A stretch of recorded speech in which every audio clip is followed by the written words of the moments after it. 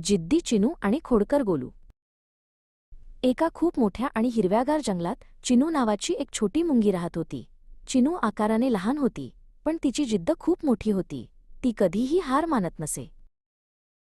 एके दिवशी चिनूला वाटेत साखरेचा एक मोठा पांढरा खडा सापडला. तो खडा तिच्या वजनापेक्षा 10 पटीने मोठा होता.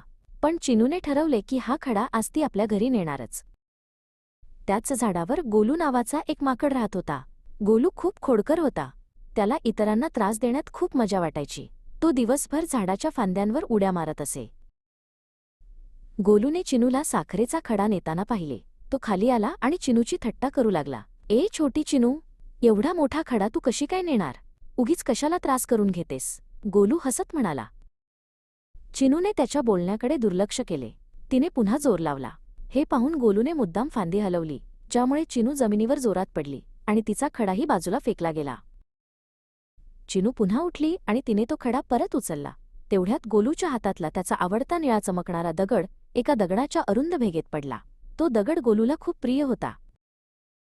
गोलूने आपला मोठा हात त्या भेगेत घालण्याचा प्रयत्न केला, पण भेग इतकी लहान होती की त्याचा एक बोटही आत जाईना. त्याने खूप प्रयत्न केले, पण त्याला तो दगड काढता येईना. गोलूच्या डोळ्यात पाणी आले. चिनूने हे सर्व पाहिले.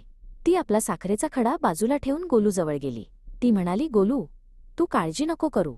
मी तुला मदत करते. मी लहान आहे, म्हणून मी त्या भेगेत सहज जाऊ शकते." चिनू हळूच त्या अरुंद भेगेत शिरली. आत गेल्यावर तिला तो निळा दगड दिसला. तिने आपल्या पूर्ण शक्तीनिशी तो दगड ओढत बाहेर आणला. गोलूला आपला दगड परत मिळाला.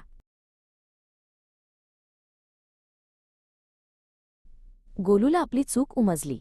त्याने चिनूची माफी मागितली. गोलूने चिनूचा साखरेचा खडा उचलला आणि तिला तिच्या घरापर्यंत पोहोचवायला मदत केली. आता चिनू आणि गोलू चांगले मित्र झाले होते.